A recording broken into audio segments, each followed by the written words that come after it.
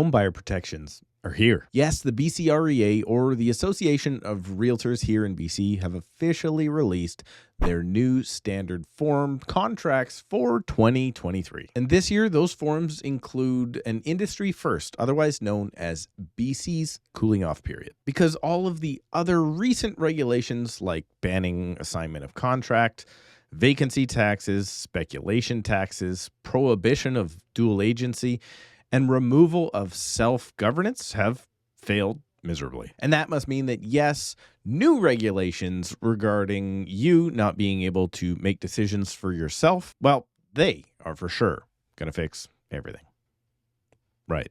Unfortunately, I cannot link this document down below in the description because, well, it's currently password protected and designed as an instructional guide for BC real estate agents like me. And even if I could, you would have to read 322 pages of new contracts and regulations so you could understand what the heck was going on. Sounds fun, right? Well, don't worry. That's why you subscribe to this channel and click the like button. Because simply just by joining this community of now over 7,000 people, I'll do all the work for you and give you the Coles notes of what I find and what I think pertains to you if you're living not only in my market of Surrey, BC, in the Fraser Valley, but anywhere in the province. So let's hop into the BCREA's standard forms release because this might be one of the biggest, best, and most controversial releases of forms ever. I can't believe people watch you talking about forms. Yeah, well, they do. And just so everybody knows how the whole thing works, basically, the government is at the top of the heap, obviously. Now, they have a governing body called the BCFSA, or the British Columbia Financial Services Authority. So the government tells the governing body what they want done. The BCFSA then makes and enforces the rules, but it's up to the good people at the BCREA, otherwise known as the Association of Realtors, to not only implement the practices, but also supply the contracts and standard forms to, well, help keep agents working all in a similar manner. Ideally doing it legally and ethically and keeping the public safe and compliant. So yes, David Eby and the NDP get to take all of the credit for all of the hard work done. However, those crowd-pleasing, know-nothing politicians don't actually have to do any of the work or implementation. Tell me how you really feel. Yeah, right. Tell me how you really feel, Steve. Before I get into it, if you could do me a super quick favor, if you learn anything here today, or if you enjoy my videos at all, please go ahead and give me a click of the like button because, well, it means a lot. Now, let's get into this document. And as I mentioned here, we are 322 pages of forms releases. So I know a lot of people say, hey, real estate agents, all you do is open doors. Trust me, this is where we spend a lot more of our time. And I even love this little note.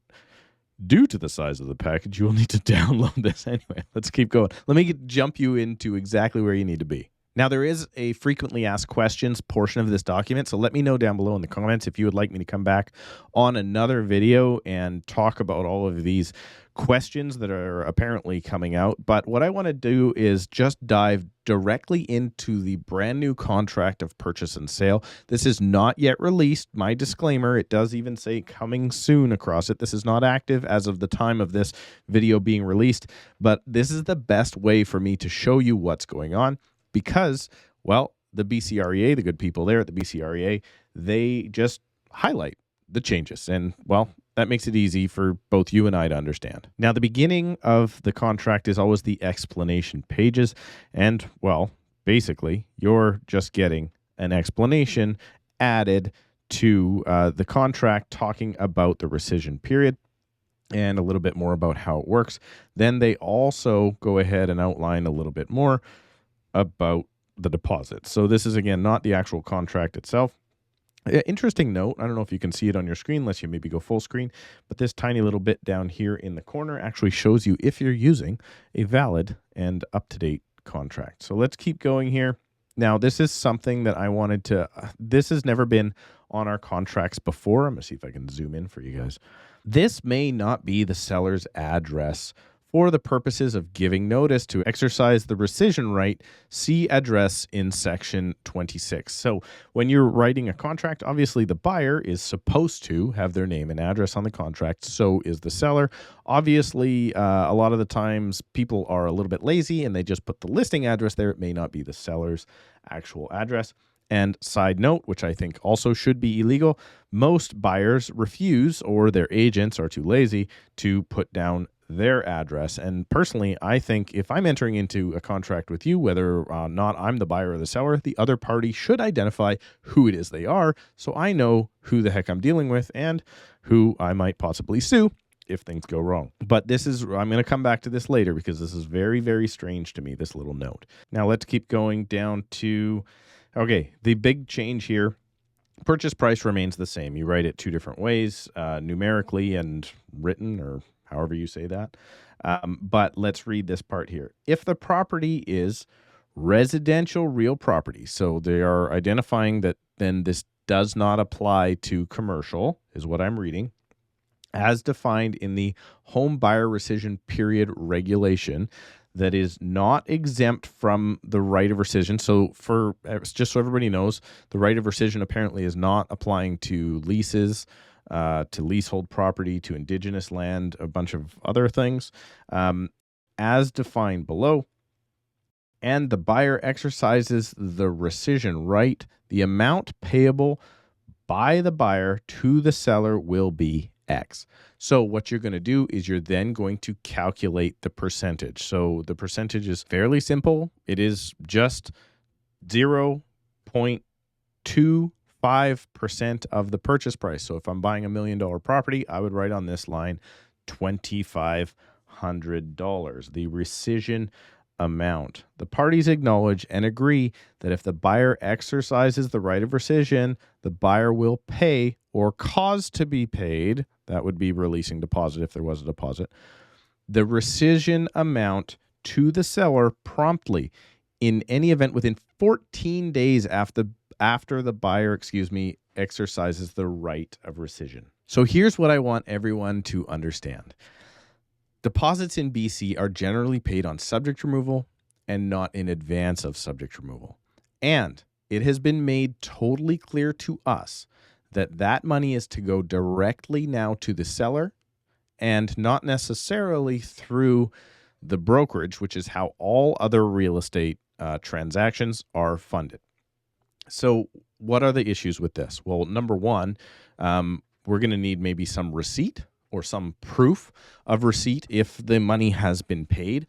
But what the government has chosen here is that there is absolutely nothing tying the buyer to actually paying the rescission fee. So in the event that the buyer does back out of the deal and they have not yet paid a deposit, do you know what you as the seller get to do to chase down, in this case, your $2,500? You get to take the buyer to small claims court, a buyer of which you don't necessarily have their full legal name and address. And that leads me to believe that sellers on this one, you're totally getting screwed. And I would expect that we would almost never, probably absolutely never, actually receive the amount of the rescission period should someone try to exercise it. But let's keep going down. All parties acknowledge and agree that if the buyer exercises rescission right within the prescribed period and in the prescribed manner, just so everybody knows, it's got to also be in the prescribed manner, and the deposit has been paid. So now basically this is the line where if the deposit was actually paid, this is now how things get to be dispersed after the fact. So remember, say for instance, you buy $1 million property, a $50,000 deposit is very normal on $1 million property. The seller would get $2,500 if the buyer walks away only in 3 business days, but not if they have 4 business day condition removal, or maybe not even if they refuse to remove their conditions in another manner. For instance, if they walk away inside the rescission period, but for another reason, does that count? We don't know. Probably they're just going to drag stuff out, I would imagine. Anyway, this talks about how the buyer will pay any shortfall if their deposit isn't big enough. If anyone was stupid enough to not pay a 2.5%, or sorry, a 0.25% deposit or more, or if the seller was stupid enough to accept such a small amount, well, again, good luck getting the money from the buyer. You're basically on your own and you're never going to see it. That's my opinion. I'm not a judge, nor am I in small claims. I would assume most people are not going to track down that for any particular reason. Let's see why here. Buyer and seller acknowledged and received and understood BCFSA's disclosure of risk associated with dual agency. So they still have this ridiculous dual agency bit. Even though dual agency is prohibited in BC, there is, I guess, a rule that you could have limited dual agency, but you have to apply to it to the BCFSA to see if you're allowed to do it. And my understanding is they've had very few applications, but they have had some, and every single one of them has been rejected. So they should just say, no, it's gone. But it's silly. Now, this is a funny part. This is highlighted, and I do find this quite funny because it says acceptance is irrevocable, except for the revocability of the buyer. So if this is no change, acceptance being irrevocable has always been in our contracts. It basically said, yes, indeed, if you were the seller and you accept this offer, you can't walk away. Same with the buyer. You can't walk away unless you have conditions otherwise written into the contract. Well, I don't even know why this is still here for the buyer and seller, maybe just for the seller, but acceptance is now revocable. So it's kind of a ridiculous part of the contract, and we're going to keep going down. Not much else has changed on the contract except for this silly portion. So the buyer signs off, says whether or not they're a resident of Canada. The seller does the exact same thing. Now, this is the part that has me scratching my head and thinking that everybody other than me is a moron. I always think everybody other than me is a moron, but that's besides the point. Notice for buyer's rescission right. If the buyer is entitled to exercise a rescission right, because again, there are some properties where you don't have that right, the seller's mailing address, email address, or fax number for notice of the rescission as follows. So here's what the powers that be. Now, what I will do on my channel, if I get an answer to this, is I will answer it on a short. But at this point, they are saying that you can either in person go to the seller's house and tell them you're not buying the property anymore. You can email them directly outside of their agent, or you can fax them because those are really popular still. But this is possibly the most ridiculous thing. We don't do any of our communications for real estate transactions in this manner to this point.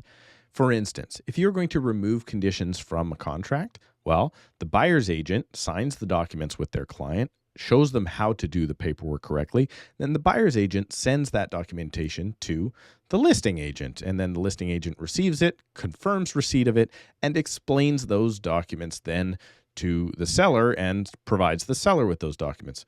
This is possibly leaving out the agents completely and having the buyer and seller communicate their rescission period directly, which obviously is stupid and probably never going to happen. So here's the workaround. The attention is probably going to go to the real estate agent. The address is going to be the real estate agent's office. The email is going to be the real estate agent's email. And Lord help me if we know where the heck the fax machines are. All right, I promised an update, and I'm just editing this video after a BCREA webinar that explains this point.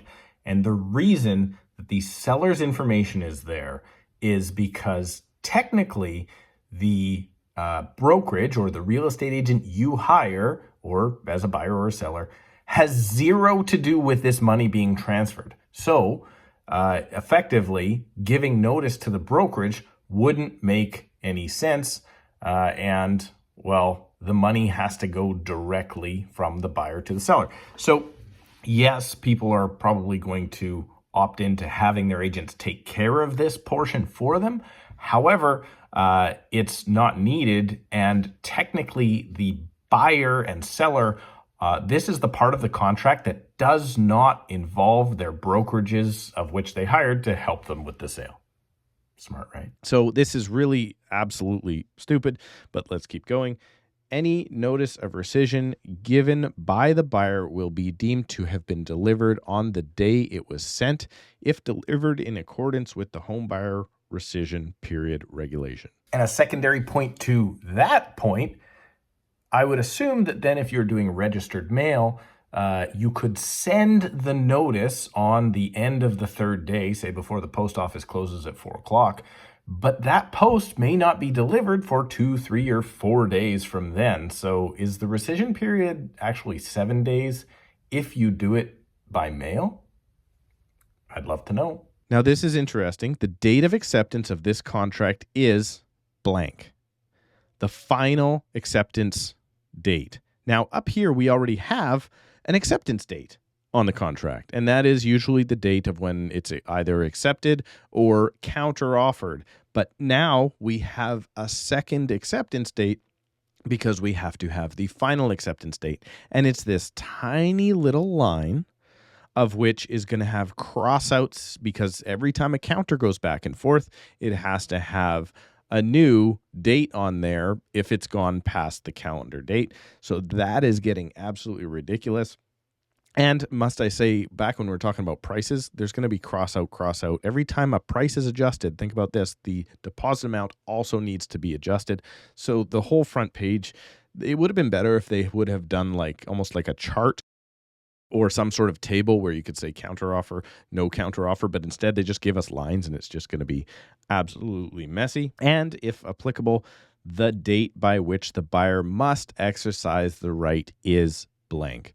So there, again, we're going to have all sorts of choppy chop back and forth with initials and everything else. But again, the buyer's right of rescission is 3 days past the first day of acceptance, but not including holidays, and whether or not provincial or federal holidays, well, we don't know. And keeping going with the clarification, this is a list of holidays that qualify.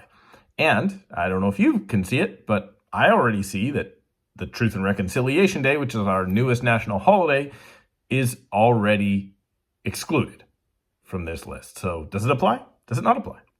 I don't know. So there you go. It's all kind of silly. It's going to be absolute chicken scratch on the contracts.